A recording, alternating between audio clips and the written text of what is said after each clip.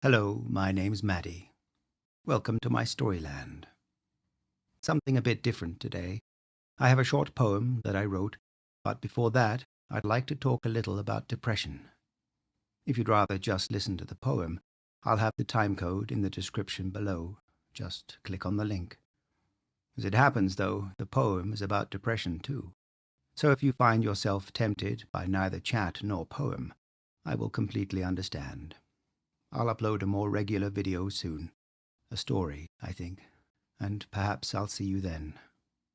For those still here, if you've never suffered from depression, there are two things you should know.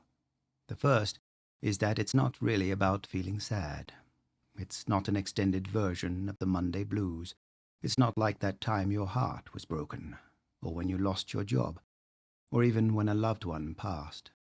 This is not to demean, diminish, or trivialize the sadness you felt at these times. That sort of sadness is very real and can have a profound effect on your life. It's just not a good way to look at depression. You see, often when depression arrives, it isn't really because of anything. Nothing particularly bad happens, nothing out of the ordinary at any rate. You just wake up, and there it is. Sometimes there is a trigger, but it's tiny, seemingly inconsequential, completely out of proportion with the black cloud it brings. And sometimes it even is due to a real loss or setback or perceived failure. But no matter the cause, some things are always the same.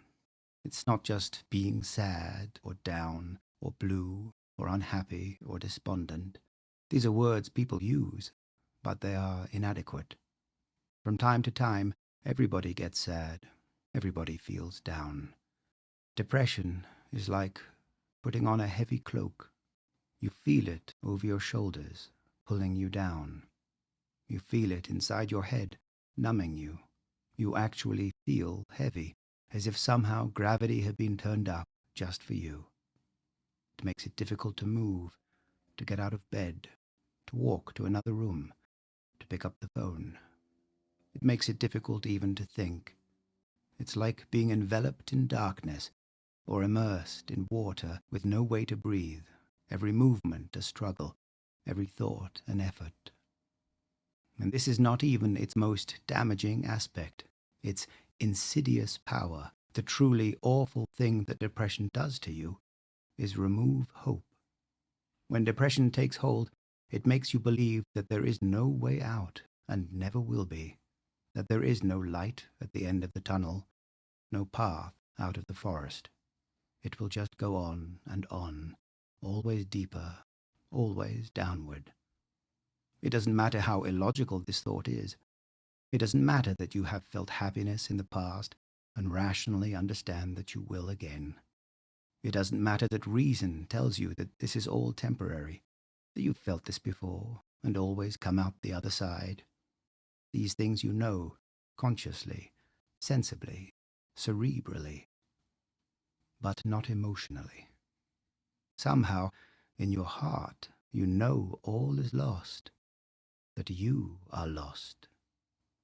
It's a lie, of course, and at some level you know it's a lie, but you believe it nonetheless.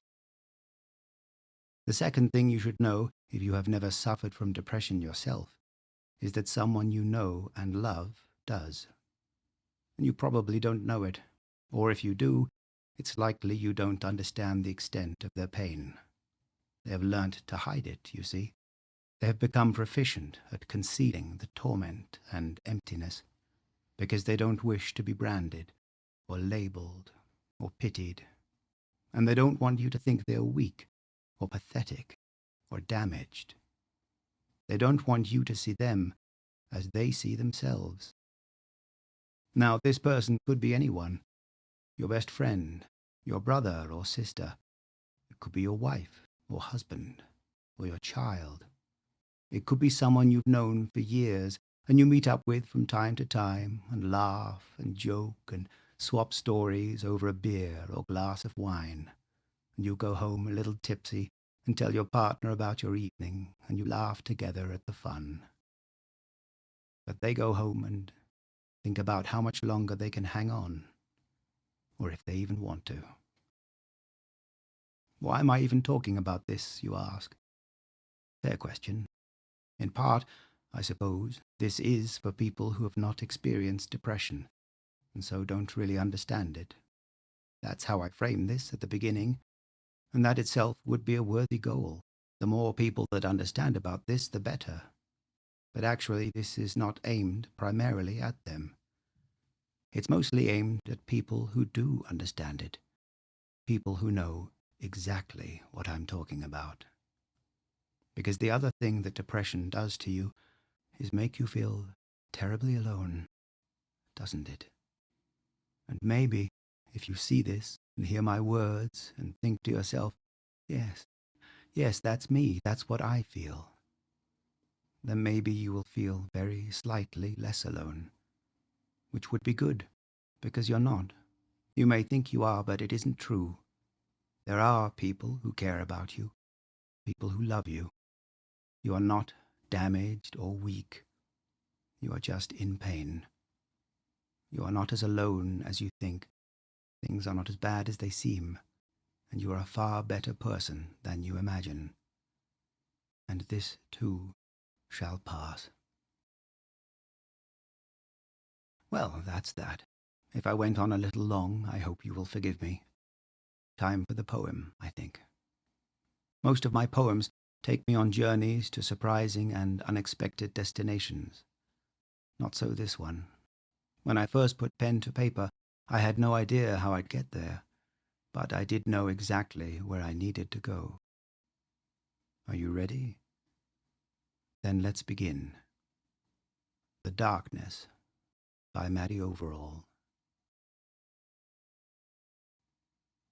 And here it comes again, unmissed, unlooked for, yet unsurprising. My oldest and most loyal friend, settling about my shoulders like a rain-soaked cloak, infecting all like a blanket laced with smallpox, weighing me down into the darkness, dragging me down, bearing me down, bringing the darkness. Resist, resist, you say, resist. Why should I fight, or hold, or try, or strive to persevere? Why should I scream my curses into the abyss?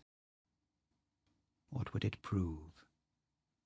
I'd only hear it scream them back at me. And with that, I bid you farewell. Perhaps I'll see you again. I certainly hope so. But in the meantime, why not reach out to a friend and see how they're doing, or let them know how you're doing? Give them your shoulder, or rest your head on theirs for a while. I mean, isn't that what a friend is? At times the weary traveler, at times the warming fire. Isn't that what love is?